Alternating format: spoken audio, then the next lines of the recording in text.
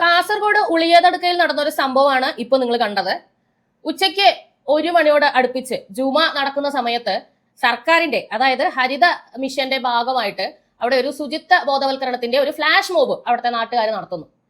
അപ്പൊ ഇത് ജുമയുടെ സമയത്ത് നടത്താൻ പാടില്ല, സിനിമയും പാട്ടൊന്നും ഇവിടെ വേണ്ടാന്നും പറഞ്ഞുകൊണ്ട് പള്ളിയിൽ നിന്നും ഒരു കൂട്ടം ആൾക്കാർ ഇറങ്ങി വന്ന് നടത്തിയ പ്രകടനമാണ് നിങ്ങളിപ്പോൾ കണ്ടത്. ഇത് ഒറ്റയും തെറ്റയുമായി തള്ളിക്കളയേണ്ട ഒരു സംഗതിയല്ല. ആളെണ്ണം കൂടുന്നിടത്തൊക്കെ മതത്തിന്റെ പേരിൽ ഇങ്ങനെ സംഘടിച്ച് പൊതുജനങ്ങൾക്ക് സ്വൈര്യമായി ജീവിക്കാനുള്ള ആ ഒരു പരിതസ്ഥിതി ഇല്ലാതാക്കുന്ന ഇവരെ അഡ്രസ് ചെയ്യേണ്ടതുണ്ട്. അപ്പൊ നമുക്ക് ശ്രദ്ധയിൽപ്പെടേണ്ട കുറച്ച് കാര്യങ്ങളെ പറ്റി സംസാരിക്കാം.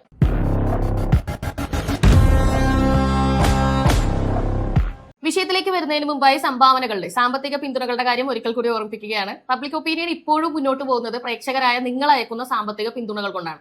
ഫേസ്ബുക്ക്, യൂട്യൂബ് പോലുള്ള മീഡിയകളിൽ ഞങ്ങൾ വീഡിയോ പോസ്റ്റ് ചെയ്യുന്ന സമയത്ത് ഞങ്ങൾക്ക് മോണിറ്റൈസേഷൻ അല്ലെങ്കിൽ വരുമാനം ഇല്ലാത്തൊരവസ്ഥയാണ് ഏകദേശം 2 വർഷമായിട്ട്. ഞാൻ പറയുന്ന കാര്യങ്ങൾ ഇഷ്ടപ്പെടാത്ത കുറെ ആൾക്കാർ കോൺസ്റ്റന്റ് ആയിട്ട് നെഗറ്റീവ് റിപ്പോർട്ട് അടിച്ചടിച്ചാണ് നമ്മുടെ വീഡിയോന്റെയൊക്കെ റീച്ച് കുറച്ച്, ചാനലിന്റെ റീച്ച് കുറച്ച് ഈ ഒരു അവസ്ഥയിലേക്ക് കൊണ്ടെത്തിച്ചത്. അപ്പൊ ഒട്ടും മുന്നോട്ട് പോകാൻ കഴിയില്ല എന്നൊരു സിറ്റുവേഷൻ ആയപ്പോഴാണ് നിങ്ങളോട് സാമ്പത്തികമായി പിന്തുണ ആവശ്യപ്പെട്ട് രംഗത്ത് വന്നത്. ഇതിൽ നിന്ന് മറികടക്കാനായിട്ട് നമ്മൾ പാരലായിട്ട് മറ്റൊരു ചാനൽ തുടങ്ങിയിട്ടുണ്ട്. പൊളിന്യൂസ് എന്നാണ് അതിന്റെ പേര്. അതിന്റെ ലിങ്കും ഞാൻ കമന്റിൽ കൊടുത്തിട്ടുണ്ട്. അതൊന്ന് കാണുക, ലൈക്ക് ചെയ്യുക, ഷെയർ ചെയ്യുക. അതുപോലെ പബ്ലിക് ഒപ്പീനിയനും ഷെയർ ചെയ്യുക. സാമ്പത്തികമായി പിന്തുണയ്ക്കാൻ കഴിയുന്നവരെ സാമ്പത്തികമായിട്ട് പിന്തുണയ്ക്കാം. അപ്പോൾ നമുക്ക് വിഷയത്തിലേക്ക് വരാം. പൊളിന്യൂസ് എന്ന് പറഞ്ഞിട്ട് മറ്റൊരു ചാനൽ ഉണ്ടെന്ന് പറഞ്ഞല്ലോ. അതിൽ ഇന്നലെ ഇതേ വിഷയം പ്രതിപാദിച്ച് ഞാനൊരു വീഡിയോ ചെയ്തിരുന്നു. അതിനകത്ത് വന്ന ഒരുപാട് കമന്റ്സ് കണ്ടപ്പോൾ സത്യത്തിൽ ഈ നാടിന്റെ അവസ്ഥ എത്രത്തോളം ഗുരുതരമായിട്ടാണ് പോയിക്കൊണ്ടിരിക്കുന്നത് എന്നുള്ളതാണ് എനിക്ക് മനസ്സിലായത്. അതില് ഈ SDPIക്കാരുടെ ഈ അക്രമത്തെ ന്യായീകരിച്ചുള്ള ഒരുപാട് കമന്റ് ഉണ്ടായിരുന്നു. അതുപോലെ ഞാൻ അതിൽ പറഞ്ഞത് ജുമ വൈകുന്നേരമാണ് നടക്കുന്നതെന്നാണ്. അതിനെ മാത്രം കോട്ട് ചെയ്തുകൊണ്ട് ഒരു 20-30 കമന്റ് ഉണ്ടായിരുന്നു. ജുമ നടക്കുന്നത് ഉച്ചയ്ക്കാണ് ചേച്ചി എന്ന് പറഞ്ഞുകൊണ്ട്. ഉച്ചയ്ക്കായാലും വൈകുന്നേരമായാലും അതെന്റെ വിഷയമല്ല. അതിലുപരി അവിടെ നടന്ന അക്രമത്തെ പറ്റിയാണ് ഞാൻ സംസാരിക്കുന്നത്. അഡ്രസ്സ് ചെയ്യേണ്ടത് അതിനെ പറ്റിയാണ്. എവിടെ ഇസ്ലാമിക തീവ്രവാദം ക്രൂരമായി പ്രവർത്തിക്കുന്നുവോ അവിടെ എല്ലാം മറ്റു പല കാര്യങ്ങളിലേക്ക് ശ്രദ്ധ തിരിച്ചുവിട്ട് ആ ചെയ്ത ക്രൂരതയെ വെളുപ്പിക്കുന്ന ഒരു സംഗതി നമ്മൾ കണ്ടിട്ടുണ്ട്. അത് തന്നെയാണ് ഇവിടെയും നടക്കുന്നത്. ജുമാ നടക്കുന്ന സമയത്ത് ഇത്തരത്തിലൊരു പരിപാടി നടത്തിയത് തെറ്റല്ലേ എന്ന് വരെ കമന്റ് ചെയ്യുന്ന ആളുകളെ അതിനകത്ത് കണ്ടു. അതുപോലെ തന്നെ വെല്ലുവിളിക്കുന്ന ഒരുപാട് ആൾക്കാരെ, ഞങ്ങളുടെ പരിപാടി തടസ്സപ്പെടുത്തി ഇതുപോലുള്ള കാര്യങ്ങൾ ചെയ്താൽ ഇനിയും പ്രതികരിക്കും, സിനിമയും പാട്ടും ഒന്നും ഇവിടെ വേണ്ട എന്നൊക്കെ കമന്റ് ചെയ്യാൻ യാതൊരു പേടിയും ഇല്ലാത്ത ഒരുപാട് ആൾക്കാർ. എന്തുകൊണ്ടാണ് നമ്മുടെ നാട് ഇങ്ങനെ ആയിപ്പോയത്? ആരാണ് ഇതിന് വളം വെച്ചത്? എന്താണ് ഇതിനൊരു പരിഹാരം? ഇതൊക്കെ ചർച്ച ചെയ്യുന്നതിന് മുമ്പ് ആ നടന്ന സംഭവത്തിന്റെ കുറച്ച് ദൈർഘ്യമുള്ള ഒരു വീഡിയോ, ക്ലിയർ വീഡിയോ നിങ്ങളൊന്ന് കണ്ടിട്ട് വരും.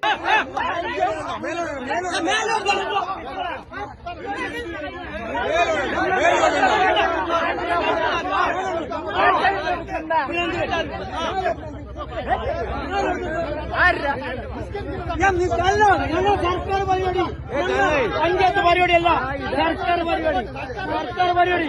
ഇന്ന് സർക്കാർ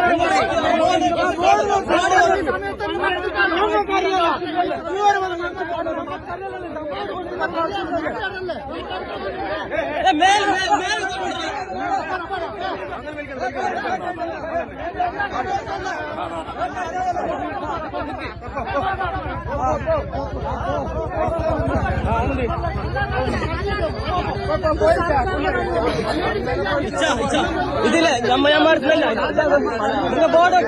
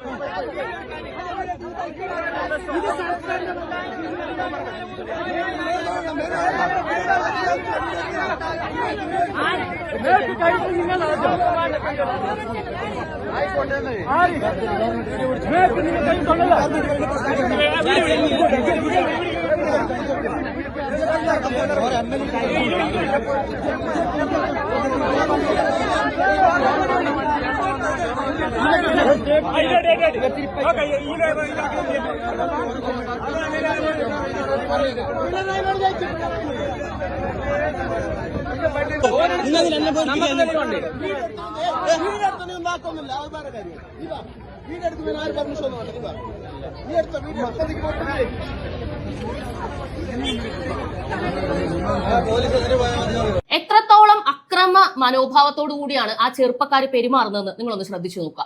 സർക്കാരിന്റെ പരിപാടിയാണ് നടക്കുന്നതെന്ന് അവർ ആവർത്തിച്ച് പറയുന്നുണ്ട്. കാരണം പള്ളിയിൽ നിന്ന് ഇറങ്ങി വന്ന ഈ ചെറുപ്പക്കാർ ആരോപിക്കുന്നത് നിങ്ങൾ ഹിന്ദുക്കളാണ്, നിങ്ങൾ ഞങ്ങളുടെ ജുമ മുടക്കാൻ വേണ്ടിയാണ് നടു റോഡിൽ സിനിമയും പാട്ടും ഒക്കെ വെച്ച് ഇങ്ങനെ ഡാൻസ് ചെയ്യുന്നത്. പരിപാടി ഫ്ലാഷ് മോബ് ആയിരുന്നു, മനസ്സിലായില്ലേ? ഇവർക്ക് മാന്യമായി വന്ന് പറയാം, ഇതാ ജുമ നടക്കുന്ന സമയമാണ്, ഒരു 5 മിനിറ്റ് ഒന്ന് വെയിറ്റ് ചെയ്യൂ, അല്ലെന്നുണ്ടെങ്കിൽ സൗണ്ട് കുറച്ച് വെക്കും. എന്തെങ്കിലും മാന്യമായി മര്യാദയായി പറയുന്നതിന് പകരം ഈ രീതിയിൽ വന്ന് പ്രതികരിച്ചാൽ അപ്പുറത്ത് നിൽക്കുന്ന ആൾക്കാർ കുറച്ച് അധികം ഉണ്ടെങ്കിൽ, അല്ലെങ്കിൽ അവരും ഇയാൾ കൈയെടുക്കുമ്പോൾ ഇയാൾ വടിയെടുക്കുന്നത് പോലെ പ്രതികരിക്കുകയാണെങ്കിൽ എവിടെ ചെന്ന് അവസാനിക്കുമായിരുന്നു ഈ പരിപാടി? ചിലപ്പോൾ ഒരു ജീവനോ ഒന്നിലധികം ജീവനോ നഷ്ടപ്പെട്ടെന്ന് വരാം. നിങ്ങൾക്കറിയാമോ, ഇപ്പോൾ കണ്ടാൽ അറിയാവുന്ന 25-ലധികം പേർക്കെതിരെയാണ് ഈ സംഭവത്തിന്റെ പേരിൽ കേസ് എടുത്തിരിക്കുന്നത്. NIA വരെ രംഗത്ത് വന്നിട്ടുണ്ട്. ആദ്യമായി അറസ്റ്റ് ചെയ്യപ്പെട്ട 4 SDPIക്കാർ ഓൾറെഡി ലഹരി മരുന്ന് കേസിൽ പ്രതികളാണ്. അവരുടെ പേരിൽ കേസ് നിലവിലുണ്ട്. നിങ്ങൾ ആ വീഡിയോ കാണുമ്പോൾ തന്നെ നിങ്ങൾക്കറിയാം അവരൊട്ടും നോർമൽ അല്ല. നോർമലായ മനുഷ്യന് ഇത്രയും അക്രമാസക്തമായിട്ട് പ്രതികരിക്കേണ്ട ആവശ്യമില്ല മറ്റൊരു മനുഷ്യനോട്. അത് വാ കൊണ്ട് പറയാവുന്ന ഒരു സിറ്റുവേഷനിൽ. ജാനേമൻ എന്ന സിനിമയിൽ ഒരു രംഗമുണ്ട്. ഒരു സൈഡിൽ ഒരു മരണം നടക്കുന്ന സമയത്ത് ഇപ്പുറത്തെ സൈഡിൽ ബേസിലിന്റെ ബർത്ത്ഡേ ആഘോഷിക്കുകയാണ്. അപ്പൊ അയാൾ കുറെ നാളായിട്ട് വിദേശത്തായിരുന്നു. അവിടെ ഒരു ഒറ്റപ്പെട്ട അവസ്ഥയിൽ ഇങ്ങോട്ട് വന്ന് ബർത്ത്ഡേ ആഘോഷിക്കണം എന്ന് പറയുന്നത് ഒരു വലിയ ആഗ്രഹമായിട്ട് വന്നിരിക്കുന്ന ഒരു സിറ്റുവേഷനാണ്. അപ്പൊ അവന്റെ ഫ്രണ്ട്സ് വന്നിട്ട് ഈ മരണം നടക്കുന്ന വീടിന്റെ ഇപ്പുറത്താണ് അവിടെ ബർത്ത്ഡേ ആഘോഷിക്കുന്നത്. അപ്പൊ ഈ മരിച്ച ആളുടെ അനിയനാണ്, ലാല് ആണ് ആ ക്യാരക്ടർ ചെയ്തിരിക്കുന്നത്. അദ്ദേഹം ചെന്ന് അവിടെ പറയാണ്, 1 മിനിറ്റ്, നിങ്ങളുടെ ബർത്ത്ഡേ ആഘോഷം എനിക്ക് മനസ്സിലായി, ബർത്ത്ഡേ ആഘോഷിച്ചോളൂ, പക്ഷെ അപ്പുറത്തൊരു മരണം നടന്നിരിക്കുകയാണ്, അതുകൊണ്ട് പടക്കമൊന്നും പൊട്ടിക്കാതെ കുറച്ച് സൗണ്ട് ഒക്കെ കുറച്ച് ഇതിന്റെ ഉള്ളിൽ നിങ്ങൾ ആഘോഷിച്ചോളൂ, സോറി ഒന്നും വിചാരിക്കല്ലേ കേട്ടോ എന്ന് പറയുന്ന ഒരു രംഗമുണ്ട്. അയാൾ വലിയ പഠിപ്പൊന്നുള്ള വ്യക്തിയൊന്നുമല്ല, പക്ഷെ അതാണ് മര്യാദ. ആ ഒരു മര്യാദ ഇത്രയും ഏജ് ആയിട്ടുള്ളൂ. ഒന്ന് ആലോചിച്ച് നോക്കണം, ആ പിള്ളേർക്ക് എന്ത് പ്രായമുണ്ട്? അവർക്കും അവരുടെ കൂട്ടത്തിൽ പ്രായമുള്ള ആൾക്കാരും വന്നിട്ടുണ്ട്. ഒന്ന് ആലോചിച്ച് നോക്കുക. ഈ വകതിരിവെന്ന് പറയുന്നത് ഇല്ലെങ്കിൽ എങ്ങനെയാണ് ഇനിയുള്ള ഒരു കാലഘട്ടം എന്ന് പറയുന്നത് സമാധാനമായിട്ട് നമ്മുടെ മുന്നിൽ കടന്നു പോകുന്നത്? മുനമ്പം വിഷയം നമ്മുടെ മുന്നിൽ ഇപ്പോഴും കിടക്കുകയാണ്. 21,000 കേസുകളാണ് കേരളത്തിൽ വഖഫ് ബോർഡിനെതിരെ അല്ലെങ്കിൽ വഖഫ് ബോർഡ് കൊടുത്തിരിക്കുന്ന ക്ലെയിം കേസുകളായിട്ട് നിലവിലുള്ളത്. അതിൽ ഏറ്റവും വലുതാണ് മുനമ്പം. 400 ഏക്കർ തീരദേശം തങ്ങളുടേതാണെന്ന് ക്ലെയിം ചെയ്തുകൊണ്ട് അത്രയധികം കുടുംബക്കാരെ, വീട്ടുകാരെയൊക്കെ പുറത്താക്കുന്ന ഒരു സ്ഥിതി. അത് മുഴുവനും കത്തോലിക്ക സഭക്കാരാണ്. ഒന്ന് ആലോചിച്ച് നോക്കുക. അവിടെയും ഇതേ സമാനമായിട്ടുള്ള കമന്റുകൾ നമുക്ക് കാണാം. അവര് കരഞ്ഞുകൊണ്ട് ഞങ്ങളുടെ മണ്ണ് വിട്ടുകൊടുക്കില്ല, ഞങ്ങൾ വില കൊടുത്ത് വാങ്ങിച്ചതാണെന്ന് പറയുമ്പോൾ അതിന്റെ അടിയിൽ വന്ന് അത് വഖഫിന്റേതാണ്, വിട്ടുകൊടുത്തിട്ട് ഇറങ്ങിപ്പോയി കൂടെ, ഉളുപ്പില്ലാതെ എന്തിന് വഖഫിന്റെ ഭൂമിയിൽ താമസിക്കണം എന്നൊക്കെ കമന്റ് ചെയ്യുന്ന ഇസ്ലാം മതവിശ്വാസികൾ. ഇത് ഭയപ്പെടുത്തുന്ന ഒരു കാഴ്ചയല്ലേ? ഭയപ്പെടുത്തുന്ന ഒരു കാഴ്ചയല്ലേ? ഇതുപോലൊരു സംഭവം UP-യിൽ ഉണ്ടായിരുന്നു, നിങ്ങൾ കേട്ടിട്ടുണ്ടാവും. ഐ ലവ് മുഹമ്മദ് എന്നൊരു സ്റ്റിക്കർ പതിപ്പിച്ച സംഭവം. ആ സംഭവത്തിന്റെ കലാപവുമായിട്ട് ഒരു കൂട്ടം ആൾക്കാർ ഐ ലവ് മുഹമ്മദ് എന്ന മുദ്രാവാക്യവുമായി രംഗത്തിറങ്ങി. ഇതുപോലുള്ള കുറച്ച് കുട്ടികളടക്കം അവിടെ ഉണ്ടായിരുന്നു. എന്താണ് സംഭവിച്ചത്? സംഭവിച്ചത് ഇതാണ്. നല്ല അടികൊണ്ട് ഈ സ്റ്റിക്കർ ഒട്ടിച്ചവര് തന്നെ അത് പറിച്ചെടുത്തുകൊണ്ട് ഓടി. എല്ലാവരുടെയും പേരിൽ കേസ് വന്നു. നിങ്ങൾക്കറിയാം, ബുൾഡോസർ രാജ് എന്ന് പറയുന്നത് ഇവിടുത്തെ മനുഷ്യാവകാശ പ്രവർത്തകരും കുറെ ഇടത് സാംസ്കാരിക നായകരും ഒക്കെ ഭയങ്കരമായിട്ട് വിമർശിക്കുന്ന ഒരു സംഗതിയാണ്. അനധികൃതമായിട്ട് മുസ്ലിങ്ങളെ ഇവിടെ നിന്നും ഒഴിപ്പിക്കാനും ഇവിടെ നിന്ന് നാട് കടത്താനും വേണ്ടിയിട്ട് അവരുടെ വീടുകൾ ബുൾഡോസർ ഉപയോഗിച്ച് നശിപ്പിക്കുകയാണ് എന്നാണ് ഇവർ പറഞ്ഞുകൊണ്ട് നടക്കുന്നത്. അതുകൂടാതെ പൊതുതാൽപര്യ ഹർജിയുമായിട്ട് സുപ്രീം കോടതിയിലും ചെന്നിരുന്നു. പക്ഷേ സുപ്രീം കോടതിക്ക് കാര്യം മനസ്സിലായി. എങ്ങനെയാണ് മനസ്സിലായത്? ഈ പൊളിച്ചതെല്ലാം അനധികൃതമായി സർക്കാർ ഭൂമി കയ്യേറി, നമ്മുടെ നാട്ടിൽ പറഞ്ഞാൽ പുറമ്പോക്ക് കയ്യേറി ഉണ്ടാക്കിയ കെട്ടിടങ്ങളാണ് എന്നതിന്റെ ഡോക്യുമെന്റ്സ് ആണ് കോടതിയുടെ മുന്നിൽ ഹാജരാക്കിയത്. അതോടുകൂടി കോടതിക്കൊന്നും പറയാനില്ല. പിന്നെ വീട് തകർന്നതെല്ലാം സ്ത്രീകളോട് അപമര്യാദയായി പെരുമാറിയ വൃത്തികെട്ടവന്മാരുടേതാണ്. ആ കേസുകളും നിലനിൽക്കെ കോടതിക്ക് ഒന്നും പറയാനില്ല. അപ്പൊ മനുഷ്യാവകാശ പ്രവർത്തകരുടെ ജൽപ്പനം ഇങ്ങനെ തുടർന്നുകൊണ്ടാണ് ഇരിക്കുന്നത്. നിങ്ങളൊന്ന് ആലോചിച്ച് നോക്കുക, ഇങ്ങനെ ഒരു സംഭവം കേരളത്തിൽ ഉണ്ടായിട്ട് എന്ത് നടപടിയായിരിക്കും പിണറായി വിജയൻ സർക്കാർ എടുക്കുക? ഞാൻ പറയാതെ തന്നെ ഇതിന്റെ ഉത്തരം നിങ്ങൾക്കറിയാം. ഇടതും വലതും മാറി മാറി പ്രോത്സാഹിപ്പിച്ചും പ്രീണിപ്പിച്ചും കൊണ്ടാണ് ഇരിക്കുന്നത് ഈ കൂട്ടരെ. SDPയുടെ പിന്തുണ ഇപ്പോൾ CPM-നാണ്. ജമാഅത്ത് ഇസ്ലാമിയുടെ പിന്തുണ, അല്ലെങ്കിൽ വെൽഫെയർ പാർട്ടി എന്ന് പേരിട്ടിരിക്കുന്ന ജമാഅത്ത് ഇസ്ലാമിയുടെ പിന്തുണ UDF-നാണ്. സമസ്ത വരെ ഇന്നലെ അവരെ തള്ളി പറഞ്ഞു. ജമാഅത്ത് ഇസ്ലാമികൾ സംഘികളാണത്രേ. അങ്ങനെ ഇരിക്കെ ഇവരൊന്നും തന്നെ ഇസ്ലാമിക ഭീകരവാദത്തിനെതിരെ ഇവിടെ എത്ര ജീവൻ പോയാലും എത്ര സംഭവങ്ങൾ നടന്നാലും പ്രതികരിക്കാൻ പോകുന്നില്ല. മെത്രാനെ അരമനയിൽ കയറി തല്ലിയാലും ഇതുപോലുള്ള പ്രശ്നങ്ങൾ ഉണ്ടാക്കിയാലും, നിങ്ങൾക്കറിയാം പള്ളുരുത്തിയിൽ ഹിജാബ് വിഷയത്തിൽ PKG സ്കൂളിന്റെ തൊട്ടപ്പുറത്ത് നിന്നാണ് ഈ SDPIക്കാര് ബഹളം വെച്ചത്. ആ വീഡിയോ നിങ്ങൾ കണ്ടതല്ലേ? ഇതൊക്കെയും ഇവിടെ സംഭവിച്ചിട്ടും എന്ത് നടപടി ഉണ്ടായി? ബഹളം വെച്ചവരെല്ലാം മതേതരത്വത്തിന്റെ ആളുകളായി മാറി. അതിലപ്പുറം ഇവിടെ ഒന്നും സംഭവിക്കാനില്ല. എന്നാൽ യഥാർത്ഥത്തിൽ ഭീകരത അത് ഏത് മതക്കാരൻ പൊക്കിക്കൊണ്ട് വന്നാലും അതിനെ അതിൻ്റെതായ രീതിയിൽ കൈകാര്യം ചെയ്യാൻ നട്ടലുള്ളൊരു ഭരണകൂടമാണ് ഇവിടെയും നിലവിലുള്ളതെങ്കിൽ ഈ ധൈര്യം ഉണ്ടാവുമോ? ഇങ്ങനെ കമന്റ് ഇടാനുള്ള ധൈര്യമെങ്കിലും നിങ്ങൾക്കുണ്ടാവുമോ? കൂടുതൽ ആളുകളും ഫേക്ക് ഐഡിയിലാണ് ചെയ്യുന്നത്. എന്നാൽ ഒരുപാട് എണ്ണം ഒറിജിനൽ ഐഡി തന്നെയാണ്. ഇത്രയും ധാർഷ്ട്യം ഇവർക്ക് വന്നത് ആളെണ്ണം കൂടിയത് കൊണ്ടാണെന്നുള്ളത് ചോറ് തിന്നുന്ന മനുഷ്യർക്ക് മനസ്സിലാവും. അപ്പൊ ഇവരെ ഒതുക്കാൻ കഴിയുന്ന ഒരേ ഒരു പാർട്ടി സത്യത്തിൽ നമ്മുടെ നാട്ടിൽ ഏതാണുള്ളത്? അത് BJP മാത്രമാണ്.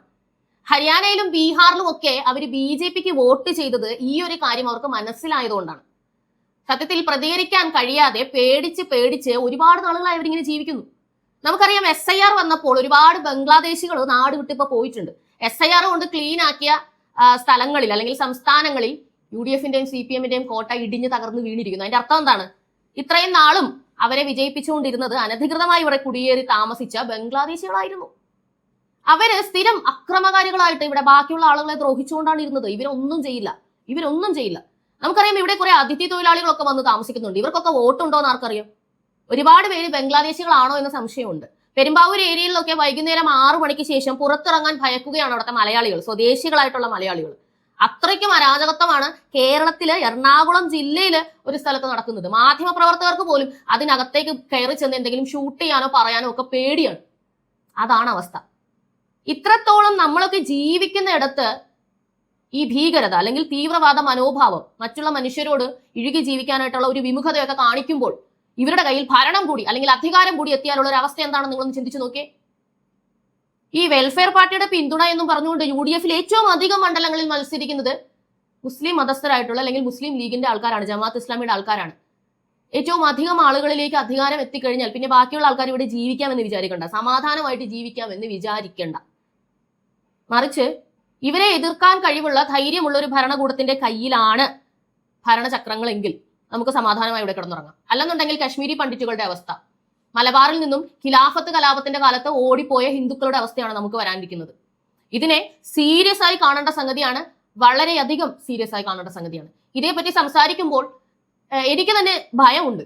കാരണം എത്രത്തോളം നമുക്ക് എത്ര നാൾ ഇതേപ്പറ്റി സംസാരിക്കാൻ കഴിയുമെന്ന് പോലും അറിയില്ല. ഇവിടത്തെ ഭരണകൂടം ഇവരുടെ കയ്യിലെ കളിപ്പാവയായിരിക്കുമ്പോൾ വ്യാജ കേസ് ചുമത്താനോ അല്ലെങ്കിൽ നമ്മളെ ജീവനോടെ അങ്ങ് ഇല്ലാണ്ടാക്കാനോ ഒക്കെ ഇവർക്ക് വളരെ നിഷ്പ്രയാസം സാധിക്കും. ജോസഫ് മാഷിന്റെയൊക്കെ ഉദാഹരണം നമ്മുടെ കയ്യിലുണ്ടല്ലോ. പക്ഷേ പറയണം, ആരെങ്കിലും പറയണം, എന്നാലേ വരും തലമുറകൾക്കെങ്കിലും ഇവിടെ സമാധാനമായിട്ട് ജീവിക്കാൻ കഴിയുള്ളൂ എന്നതുകൊണ്ടാണ് ഇത് പറയുന്നത്. നിങ്ങൾക്കിത് തോന്നുന്നുണ്ടെങ്കിൽ, ഞാൻ പറയുന്ന കാര്യങ്ങൾ ശരിയാണെന്ന് തോന്നുന്നുണ്ടെങ്കിൽ ദയവേത് ഇത് ഷെയർ ചെയ്ത് മറ്റുള്ള ജനങ്ങളിലേക്ക് എത്തിക്കുക. വോട്ട് ചെയ്യും മുമ്പാണ് ചിന്തിക്കേണ്ടത്, ചെയ്ത് കഴിഞ്ഞിട്ടല്ല. തുടർന്ന് കാണുക പബ്ലിക് ഒപ്പീനിയൻ.